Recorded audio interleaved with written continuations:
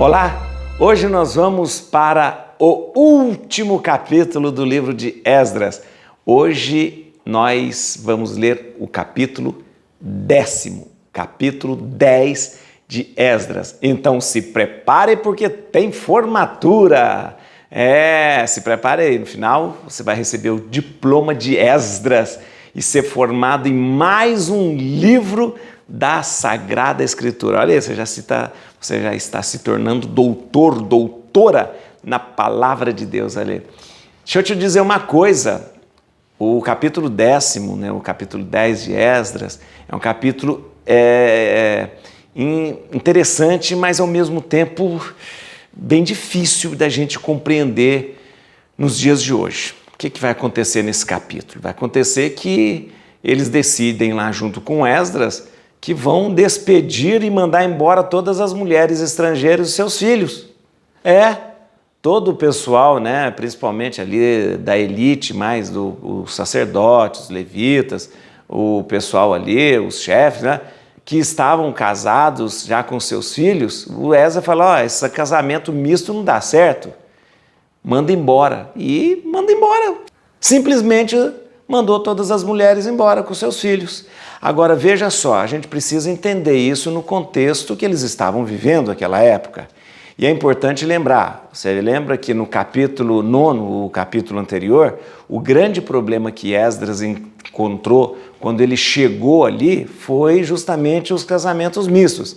E o próprio Esdras, que era um sacerdote, era um escriba, ele atribuiu o fato do exílio, o fato do povo ter sofrido 70 anos no exílio, como um castigo pelas suas infidelidades.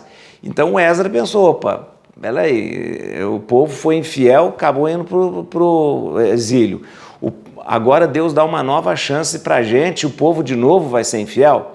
Então na cabeça de Esdras o problema era esses casamentos mistos. Então nós vamos ver aqui, daqui a pouco, o que vai acontecer. E eu peço a você que compreenda, primeiro, que entender e se colocar na situação do povo daquela época para entender toda essa situação.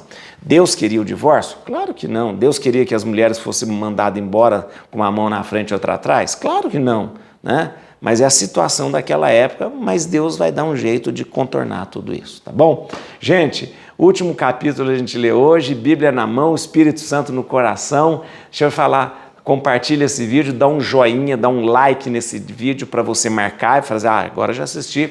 E também para que você me ajude a divulgar. Me ajude a divulgar, chame mais gente para fazer essa caminhada com a gente, tá bom? Vamos ler? Capítulo 10. Aquilo que eu disse para você, você vai achar meio estranho de repente, eles decidem lá e, imagina, já está constituída uma família, já está tudo e de repente vai embora. Vamos ler. Enquanto Esdras, prostrado diante da casa de Deus, fazia chorando esta prece e esta confissão, foi-se reunindo em torno dele uma multidão numerosa de israelitas. Eram homens, mulheres e crianças, todos chorando. Então Sequenias, filho de Jaiel, dos filhos de Elã, tomou a palavra e disse a Esdras: Nós pecamos contra o nosso Deus, tomando por mulheres as estrangeiras pertencentes ao povo da terra. Entretanto, resta ainda uma esperança para Israel. Façamos agora uma aliança com o nosso Deus. Proponhamos-nos a mandar de volta todas essas mulheres e seus filhos, de conformidade com o teu conselho e daqueles que têm respeito pelos mandamentos de nosso Deus, e que seja feito segundo manda a lei. Levanta-te, pois, para regulamentar este trabalho. Estaremos contigo. Coragem e mãos à obra. Então Esdras levantou-se e fez com que os chefes dos sacerdotes, dos levitas e de todo Israel jurassem que agiriam como acabava de ser dito. E todos juraram. Depois, deixando a casa de Deus, foi ao quarto de Joanã, filho de Eliasibe. Tendo entrado ali, permaneceu sem comer nem beber, porque chorava o pecado dos filhos do cativeiro. Publicou-se então em Judá e em Jerusalém que todos os filhos do cativeiro viessem reunir-se em Jerusalém. Quem não comparecesse dentro de 3 dias, conforme as ordens dos anciãos e dos chefes, veria confiscados seus bens e seria excluído da assembléia dos filhos do cativeiro. Todos os homens de Judá e de Benjamim reuniram-se em Jerusalém nos 3 dias. Era o 20º dia do 9º mês. Todo o povo que se encontrava na praça do templo de Deus tremia, não só pela gravidade da circunstância, mas também porque estava chovendo. Esdras, o sacerdote, levantou-se e disse-lhe: Vós pecastes tomando mulheres estrangeiras, agravando assim a culpa de Israel. Agora compenetrai-vos dessa falta diante do Senhor, o Deus de nossos pais, e fazei a sua vontade. Separai-vos dos povos dessa terra e das mulheres estrangeiras. Toda a assembléia respondeu em alta voz: Sim, devemos proceder como disseste. Mas o povo é numeroso e a estação das chuvas, mas o povo é numeroso, é a estação das chuvas, e não é, pois, possível ficar-se ao ar livre. Além disso, não é trabalho de 1 ou 2 dias, porque cometemos uma grande transgressão nesse assunto.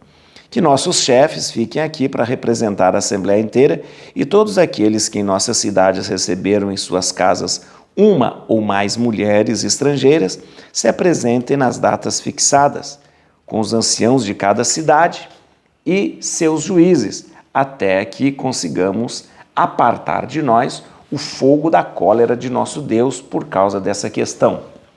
Só Jonatas, filho de Azael, e Jaazias, filho de Tícoa, se apresentaram para contradizer essa ordem, apoiados por Mesolã e Sebetai, o levita. Os filhos do cativeiro, porém, conformaram-se. Esdras, o sacerdote, e alguns homens, chefes de família, segundo suas casas, todos designados por seus nomes, puseram-se de parte e, sentando-se, começaram a examinar a questão no 1º dia do 10º mês.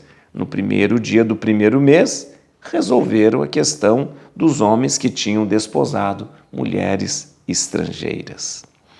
Entre os filhos dos sacerdotes encontravam-se alguns que haviam desposado mulheres estrangeiras, a saber, filho de Josué, filho de Josedeque e seus irmãos, entre os quais Maasias, Eliezer, Jaribe e Godolias. Esses se comprometeram a repudiar suas mulheres e oferecer um carneiro pela expiação de sua falta. Dos filhos de Emer, Anani e Zabadias. Dos filhos de Arim, Maasias, Elias, Semeias, Jaziel e Osias. Dos filhos de Fazur, Elioenai, Maasias, Ismael, Natanael, Josabede e Elasa. Entre os levitas, Josabade, Semei, Selaías, chamado também de Selita, Petaías, Judá e Eliezer. Entre os filhos de Eliasibe, entre os cantores, Eliasibe. Entre os porteiros, Selum, Telém e Uri. Entre os israelitas, dos filhos de Faros, Remeias, Jeziel, Melquias, Miamim, Eleazar, Melquias e Banaías. Dos filhos de Elã, Matanias, Zacarias, Jaiel, Abde, Jarmute e Elias. Dos filhos de Zetua, Elioenai, Eliasibe, Matanias, Jarmute, Zabade e Aziza. Dos filhos de Bebai, Joanã, Ananias, Abai e Atilai. Dos filhos de Beguai, Mesolam, Meluque, Adaías, Jazub, Saal e Farinote. É importante ler esses nomes, viu, gente? Eu vou te explicar por quê. Dos filhos de Faat, Moabe, Ednas, Calau, Banaías, Maasias, Matanias, Bezaleel, Benuí e Manassés. Dos filhos de Arim, Eliezer, Gesias, Melquias, Selmias, Simeão, Benjamim, Meluque e Semerias. Dos filhos de Azum, Matanai, Matatias, Abade, Elifalet, Germai, Manassés, Semei. Dos filhos de Bani, Maadai, Amiram, Joel, Banaías, Badaías e Quelias. Vânias e Meramote, Eliasibe, Matanias, Matanai, Jazi. Dos filhos de Benuí, Semei, Selemias, Natã, Adaías. Dos filhos de Zacai, Cisai, Sarai, Azareel, Selemias, Semerias, Selum, Amarias e José. Dos filhos de Nebo, Jeiel, Matatias, Zabade, Zabina, Gedu, Joel e Banaías. Todos esses homens que haviam desposado mulheres estrangeiras despediram-nas com seus filhos. Então, gente, é um fato, é esquisito, mas aquilo que eu disse para você, a gente tem que se colocar na situação do povo. Por quê? Vamos lá. O povo, na compreensão de então, e principalmente pela cabeça de Esdras, o povo foi mandado para o cativeiro como um castigo de Deus, isso há 70 e tantos anos atrás. E aí, 870, não, quase 100 anos atrás, porque Esdras já está bem mais no... E aí o que acontece, gente? Acontece que o Esdras é um sacerdote, escriba, conhecedor da lei, Ele chega e faz a seguinte reflexão: se o povo que morava nessa terra, um dia, por causa da sua infidelidade, foi mandado para o exílio, e agora Deus está dando uma nova chance, pegando o que sobrou, o resto que sobrou, mandou de volta do cativeiro, o povo veio para cá, para Jerusalém, dando uma chance para esse povo. E este povo, então, se mistura a mulheres estrangeiras, tendo filhos e se misturando aos costumes dos estrangeiros. Deus, então, isso na cabeça de Esdras, Deus vai de novo castigar. Ora, Deus não ia castigar ninguém, mesmo porque Deus está honrando este povo, dando de novo a possibilidade deles se refazerem como povo. Aí o Esdras se põe a chorar, chora, é uma choradeira danada, rasga as vestes, chora e tal, aquela coisa toda, e chora o tempo todo. Isso nós vimos no capítulo 9, né? Ele chora e tal. E aí, imagina, Esdras é um homem importante, funcionário do rei Artaxerxes, um entendedor da lei, e todo mundo fica assustado vendo ele chorar e é preocupado, e ele fala, o problema todo é o seguinte, o problema todo são esses casamentos mistos que vocês fizeram, vocês foram se misturar com mulheres aqui da terra, olha, não é possível, vocês ficaram no exílio 70 anos, sofreram o exílio, sofreram as amarguras do exílio, vocês voltam porque Deus dá uma chance para vocês, chega aqui, todos vocês que foram deportados e repatriados, ao invés de se manterem sempre fiéis a Deus, o que vocês vão fazer? Vão se misturar com mulheres, costumes estrangeiros, até deixando se levar pela religião e pelos falsos deuses. Não está certo. Não está certo. E quando o Esdras está falando, o problema todo é esse negócio desses casamentos mistos, porque o Esdras, gente, deixa eu te contar uma coisa, o Esdras bota na cabeça que o problema de tudo é os casamentos mistos. Você viu, no capítulo 9, tudo é esse casamento misto. E agora, tudo é casamento misto. E o Sequenias, aparece o Sequenias é mais ou menos um representante do povo ali, representando o povo. E o Sequenias fala, vê o Esdras chorando daquele jeito, vê o Esdras passando, fala, seguinte, eu venho aqui em nome do povo dizer, você está certo. Em nome do povo, como Esdras é um homem que chega de fora e ele ainda não tem todo o conhecimento do povo, é preciso que uma pessoa dali, possa fazer a ponte entre Esdras e o povo. E este que faz a ponte entre Esdras e o povo é o Sequenias. O Sequenias é mais ou menos um porta-voz do Esdras e um porta-voz do povo também. Ele que faz o meio de campo ali entre Esdras e o povo. E o Sequenias fala, olha, seguinte, nós vamos fazer o seguinte, vamos fazer como você quer. Vamos despedir todas as mulheres, todo mundo que se casou com mulher estrangeira, que teve filho com mulher estrangeira, manda embora a mulher estrangeira e manda embora os filhos também. E aí ele apresenta isso para o Esdras, claro, está de acordo, porque é a ideia do Esdras, ele vai até o povo, Sequenias, e fala, é o seguinte, nós vamos fazer uma assembleia com todos os deportados, com todos os que voltaram, os repatriados, todos aqueles que voltaram, a assembleia daqueles que foram repatriados, e vamos resolver essa questão. Vamos resolver essa questão.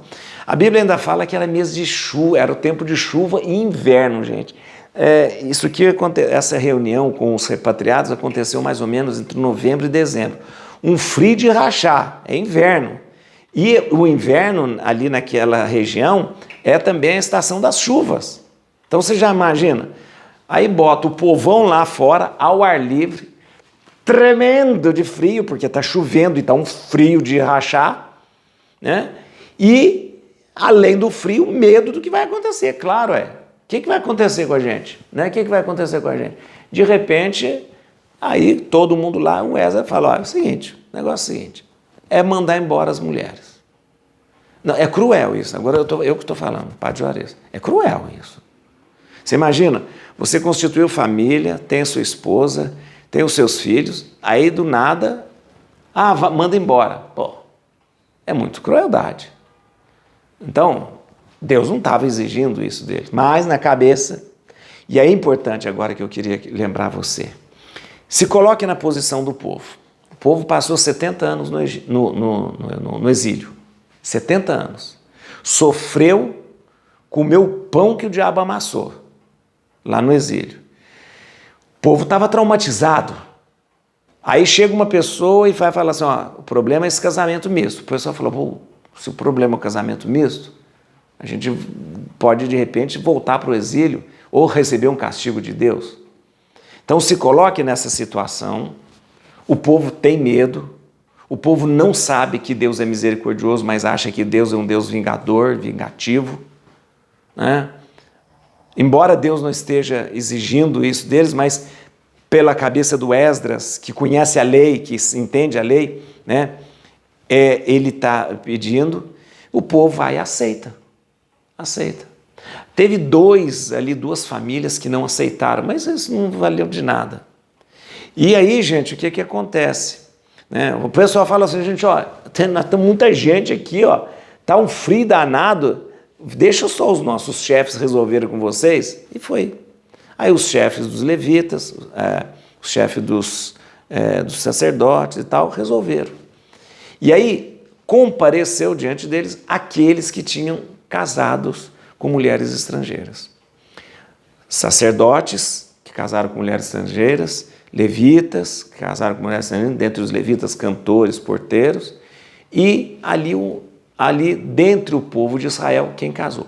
Eu vou te mostrar o número depois, gente, vocês vão perceber que não é um número muito grande, não. Nós temos aí por volta dos repatriados, 30 mil, 40 mil, 30 mil pessoas, né, dos repatriados, né, que voltaram.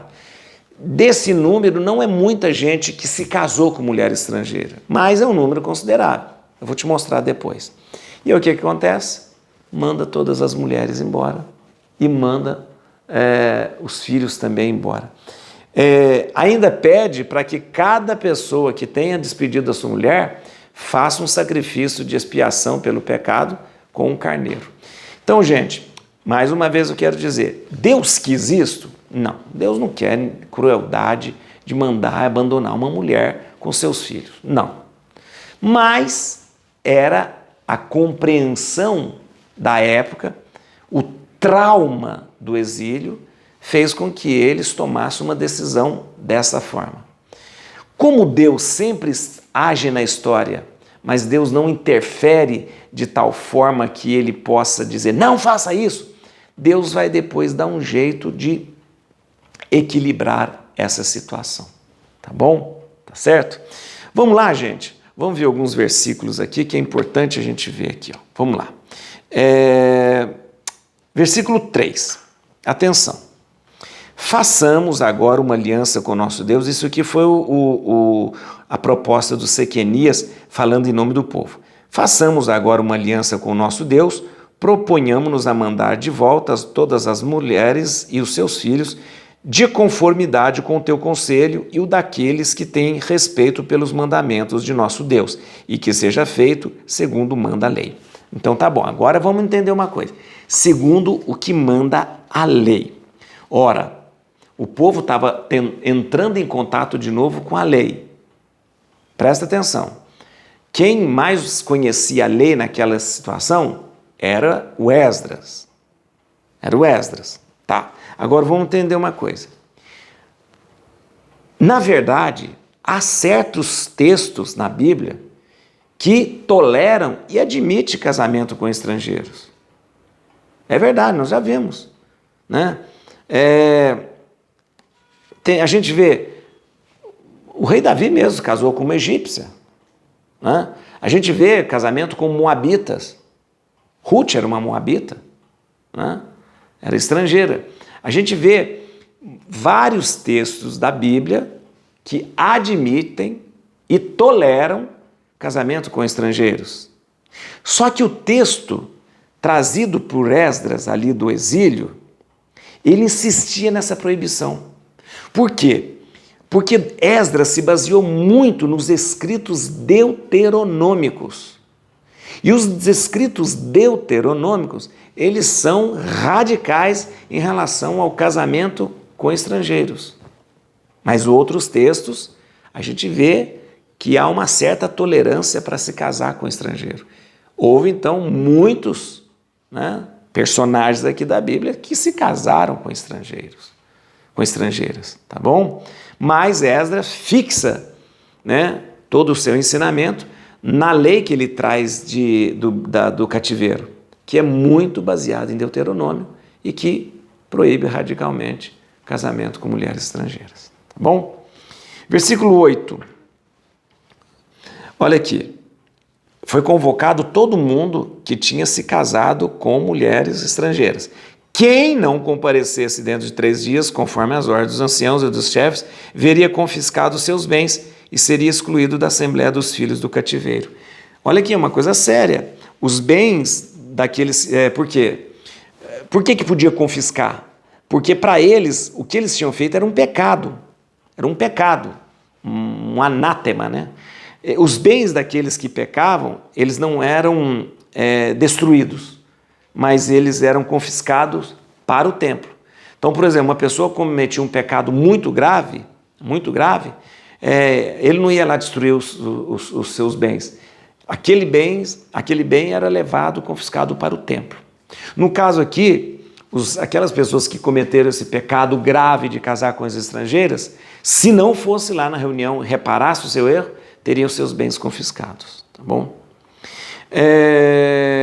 No versículo 9, todos os homens de Judá e de Benjamim reuniram-se em Jerusalém nos 3 dias. Era o 20º dia do 9º mês. 9º mês. Presta atenção, 9º mês. Todo o povo que encontrava na praça do templo de Deus tremia, não só pela gravidade da circunstância, mas também porque estava chovendo e estava frio. 9º mês. Qual é o 9º mês, gente? Qual é o 9º mês? 9º mês é o mês entre novembro e dezembro. Novembro e dezembro ali. Esse tempo é tempo de inverno. E o inverno é estação das chuvas. E eu te falei, fazia um frio de matar. E o povo ali na praça, né? Versículo 14. Aí eles resolveram, que nossos chefes fiquem aqui para representar a Assembleia inteira e todos aqueles que em nossas cidades receberem em suas casas uma ou mais mulheres estrangeiras se apresentem nas datas fixadas com os anciãos de cada cidade e seus juízes, até que consigamos apartar de nós o fogo da cólera de nosso Deus por causa dessa questão. Eles resolveram então que falou o seguinte, tá esse povão aqui, então vamos fazer o seguinte... vamos fazer uma comissão de inquérito, uma comissão, deixa os nossos chefes nos representando, né? E junto com os anciãos. Quem eram os anciãos? Os anciãos formavam ali aquele conselho municipal. Então os anciãos, ele formava o conselho. Então ele falou assim, vamos resolver essa questão? A proposta do Esdras é qual? O Esdras está mandando que a gente cumpra a lei e mande todas as mulheres embora. Tem gente que concorda e tem gente que não concorda. Muito bem. Vamos deixar os nossos chefes. A gente vai formar uma comissão com os nossos chefes e colocamos ele aí para decidir com os anciãos e com os sacerdotes. E vocês resolvam. E é resolvido então. E é resolvido o quê? Aí, quanto tempo durou essa pendenga aí dessa coisa? Vou te mostrar aqui, ó. Versículo 17. Aí, ó. fez uma comissão com os chefes para conversar com os anciãos e os sacerdotes. Veja aqui, versículo 17. No primeiro dia do primeiro mês, resolveram a questão dos homens que tinham desposado as mulheres. Peraí, mas aqui, antes aqui, ó. Começaram a examinar a questão no primeiro dia do 10º mês. E no primeiro dia do primeiro mês, resolveram a questão. Isso dá, sabe quanto tempo? 3 meses. Eles ficaram discutindo isso 3 meses. Eles começam a discutir essa questão no primeiro dia do 10º mês. E resolve tudo isso no primeiro dia do primeiro mês. 3 meses discutindo. E aí o que eles resolvem? Resolvem então mandar embora todas as mulheres e os seus filhos também. Vamos lá, versículo 18. Aqui nós começamos uma lista, do 18 até o final, nós começamos uma lista, eu não vou ler toda a lista de novo, com nomes, a lista do versículo 18 ao 44 compreende, nessa lista, 27 membros do clero. Isso é, entre sacerdotes, levitas, né, cantores, porteiros, né, 27 membros do clero. Isso significa 27 membros do clero. Isso significa, presta atenção, que eram 27 membros do clero que se casaram com mulheres estrangeiras. E 84 judeus, né, que se casaram com mulheres estrangeiras. Isso dá um total de 111 homens. 111 homens. Então, olhando aqui agora, a gente percebe que nós temos um total de mais ou menos ali 30 mil pessoas, né? Na verdade, quem teve que abandonar suas mulheres e seus filhos foram 111 homens. Tudo bem, é um número pequeno diante de 30 mil pessoas, mas é um número que expressa uma certa crueldade aí, fazendo com que essas mulheres pudessem agora viver, se virar com seus filhos, né? Se virar com seus filhos aí. Talvez elas se casassem de novo com outra pessoa. Por quê? Porque todos esses homens apresentaram carta de divórcio para essas mulheres. Ao apresentar carta de divórcio para essas mulheres, elas estavam liberadas, então, depois, para se casar de novo. Então, dessas mulheres aí, elas provavelmente devem ter se casado de novo, procurado alguém da sua terra, alguém do seu clã para se casar, né? Antes da gente terminar o nosso livro, esse livro, eu quero fazer um resumo da linha do tempo, do que nós percorremos nesse livro de Esdras, lembrando até os reis, o exílio, tudo isso. Para na nossa cabeça entender essa linha do tempo. Vamos ver, olha aqui. Vamos entender. Você está vendo aí, ó, eu quero que você compreenda aí, ó. Olha aí, no ano 1010 nós temos Davi como rei. Você lembra, né? O Davi foi o rei, aquela coisa toda, né? Davi depois teve ali o seu filho Salomão, que construiu o rei, que construiu o templo, toda aquela coisa toda. Aí, preste atenção. No ano 931, nós temos a divisão do reino.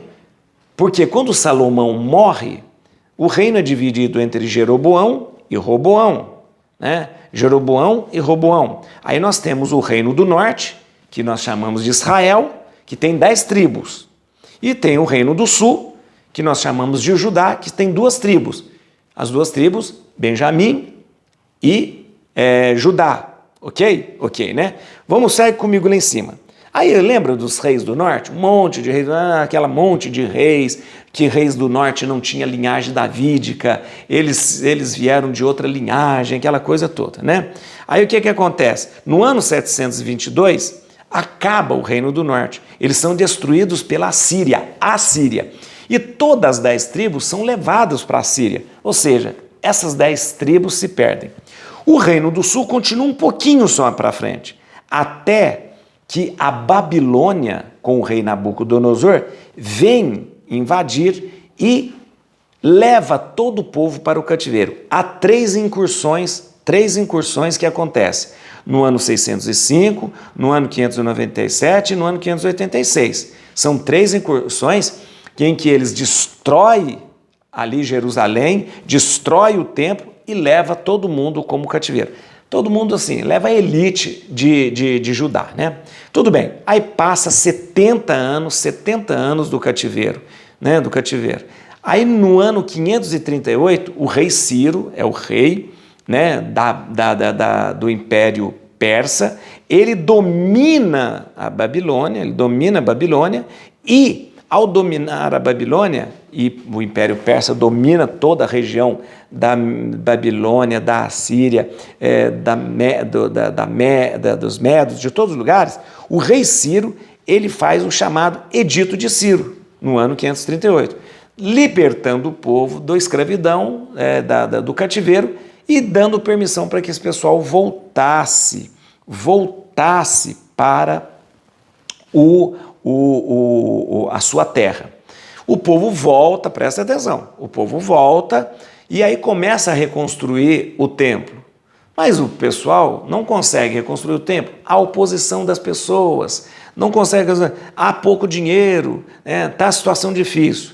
O templo fica sem ser reconstruído até que Dario I, assume, como rei, manda mais um decreto que seja reconstruído o templo. O templo é então concluído e a gente começa a ver aqui, a partir desse tempo, depois da conclusão do templo, no ano 515, o templo é concluído no ano 515, a gente começa a ver o povo se estabelecendo. Lembrando que o povo vai voltando em várias levas de repatriados. Nós temos aqui, até chegar ao ano de 457, com o rei Artaxerxes. O rei Artaxerxes, gente, é ainda o rei que empreende as mesmas políticas de apoio à repatriação, de apoio aos judeus que estão ali, né? Vão ajudando todos eles. Inclusive, é nesta época, 457, que chega ali o Esdras. O Esdras, então, no tempo do rei Artaxerxes, volta para organizar o povo, já que o templo está construído, já que o templo já está funcionando. O Esdras, que é um sacerdote escriba, vai para Jerusalém e ali ele organiza o povo, ensinando a lei, porque ele é um escriba, fazendo com que o povo seja fiel à lei de Deus, fazendo até que o povo assuma agora um compromisso com Deus, mandando embora todas as mulheres estrangeiras que estavam casadas com os judeus, né? Então, mais ou menos nós temos aqui, temos aqui bem claro tudo o que aconteceu aqui neste tempo, tá bom? Então, gente, chegamos ao final do nosso capítulo, capítulo 10º, e chegamos ao final de nosso livro de Esdras. O próximo livro que nós vamos ler é Neemias, que continua com toda essa história da reconstrução de Jerusalém. Esdras se detém na reconstrução do templo e na organização do povo ali e na reconstrução ali da cidade. Neemias vai trazer para nós a reconstrução da cidade e das muralhas, e mais ou menos junto aí com toda essa reorganização do povo que volta do exílio. Esdras e Neemias são livros muito parecidos, tanto é que há pessoas que dizem, há Bíblias até, que nominam o livro de Neemias como segundo livro de Esdras. Nós iremos chamar de Neemias, ok? Ok? Gente, muito obrigado você que veio para a formatura. Vamos aqui, deixa eu te dizer uma coisa, tem formatura hoje, prepare-se nesse momento, atenção, você está oficialmente formado no livro de Esdras, parabéns para você, isso mesmo, mais um diploma na sua parede, aí viu que beleza? O diploma para você, atenção, tá bom? Olha, para você o diploma de livro de Esdras, parabéns, formado summa cum laude, olha que beleza, tá bom? Deus abençoe você, te espero para a gente começar o livro de Neemias, que é muito empolgante também. Eis a cruz do Senhor, presenças inimigas fugir. Venceu o leão da tribo de Judá, raiz de Davi. Aleluia!